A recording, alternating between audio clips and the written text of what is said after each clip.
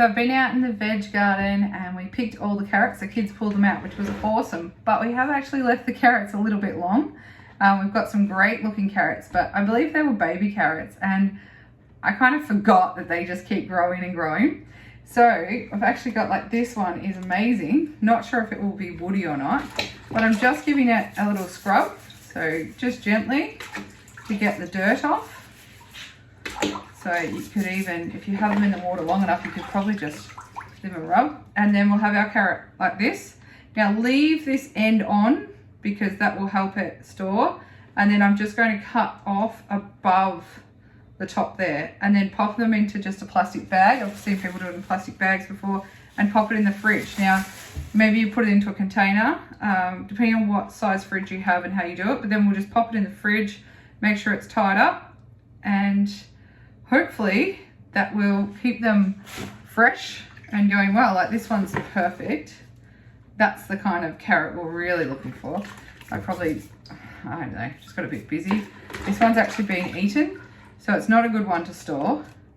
So if you're finding that, they're a good one for the rabbits, or for us it's rabbits, horses, sheep, whatever it is that we have. Another beautiful one. And also the tops of the carrot we're going to give to the rabbits and sheep and horses as well.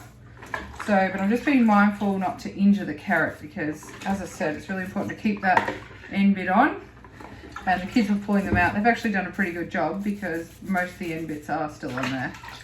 How cool is this? So, key thing with carrot growing, I've been trying to grow carrots for years and years and years, and I failed a lot. And the key for getting your carrots nice and long like this and not like this, okay, is your soil. So you need a loose soil that's nutritious, but it's nice and loose, and it's quite easy to for the carrot to push down in, okay, and grow. Whereas if we've got a hard clay soil, it's not really ideal for your carrots. Some people will plant their carrots with sand and they find that that works really well for their carrots. I didn't put sand in this mix. This is just my regular compost mix, but I have been trying to build this soil in this particular bed, probably 3 or 4 years now. And I had carrots last year that were quite good as well. And then I've been able to get these guys this year. So really happy with this crop. I obviously should have pulled it out earlier, but I don't know, we're kind of enjoying having something in the garden growing because everything else was so small. But yeah, so if you're looking into growing carrots, these are a really good option. These ones were a baby carrot. The kids actually like baby carrots because they will just pick them up, chew on them and enjoy them. They smell amazing and just so good.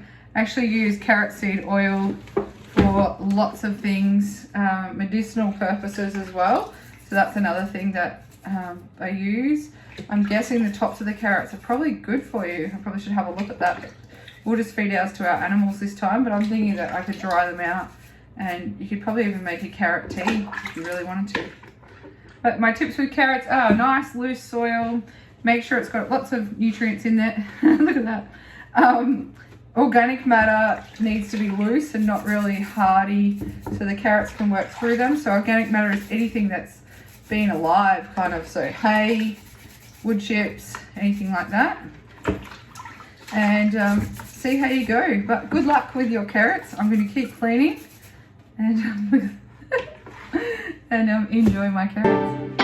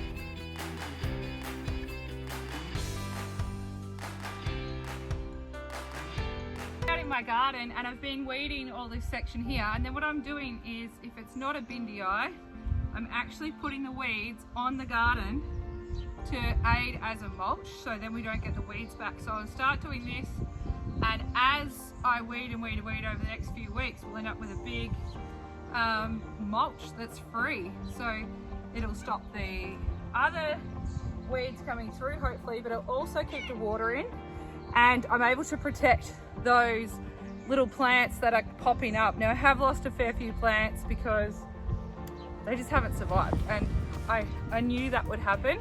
So I didn't know what bugs and things were out here either. So there's been a few slugs, there's obviously earwigs, there's some beautiful ladybirds helping out here.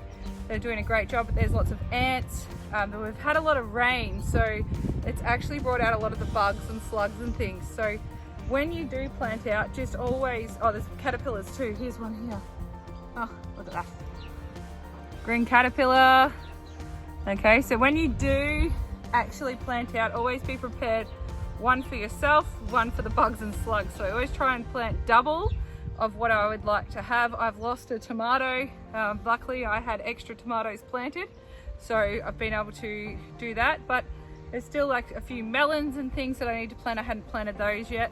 My marigolds are okay, but some of my smaller plants that I had for the pests and diseases, the pests have actually got onto them quite early, so I actually have lost some of those plants, but there's some that are actually doing quite well. And I've also been able to pick a fair bit of lettuce and already got it in the fridge, so that's really, really positive, and loving that side of it. But yeah, I am going to try and do this mulch and see what I can do, because weeding is something that I don't want to be doing every day, but it's something that I will have to do. And if I don't mulch like this, I'll actually get a lot more weeds. And it's getting hotter, like we are in summer. Today's not a bad day, but it was a bit warmer earlier, but we're going to be around the 40 degrees this week, and it's going to be quite hot, and it's very open here. There's no shade or anything like that, so these plants are going to have full sun. I also need to finish my drip line, which I haven't got in place. So I've been actually doing overhead watering, which isn't ideal for weeds, and it's not ideal for diseases as well, because the water gets onto the leaves, and often mold and mildew will actually grow on there when you're watering like that. And we're also using more water than we need to. So just trying to get that drip line in over the weekend, and also get this weeding done, and I'll be a much happier gardener. So I would love to know what you think about the garden and what you need to know. Like, what are some questions you have for me? Because I am out here doing this. I'm trying to help you guys out and inspire you, but if I don't know what your questions are, I just assume you know things when sometimes actually you don't. So let me know what it is you're wanting to know. Maybe you've got questions about what I'm doing. I obviously don't have all the answers, but I'm happy to help you out. So I'm just out here with my broccoli plants, and it's really important as veg gardeners that we keep an eye on our plants. Broccoli is really highly sprayed when you are farming it, so we don't want to be spraying these broccoli at all. So what we need to be doing is checking out their leaves for any eggs or any caterpillars and things. I've just got 4 caterpillars off my other broccoli over there, but you want to be making sure that you are checking them regularly. If you're out here daily watering, it's a really good idea to just pick up the leaves and have a good look, check for any things like there's a baby caterpillar in there. I can see they can be really quite small, so just make sure that you're having a look and getting them off. Oh, here's a big one. Show you what they look like. They can be quite good at hiding themselves, so you can see them there. And they'll hide deep down in the middle of the plant. So just make sure you have a really good look, and then you'll be able to stay on top of them. So that's just my way of keeping on top of the caterpillars in my broccoli. Obviously I haven't had a look for a few days, and they've been eating them, so there is always some sacrificial plants, unfortunately, but hopefully I can get back on top of these guys and we can get some really good broccoli heads happening. And I'm also going to plant out a second row of these guys in the next couple of weeks so that we can have succession planting. Hope you enjoyed this episode. Next time I'll be out setting up my watering system, talking about the drip lines and what you can use in your garden. Why don't you come and check it out? I'd love to see you there.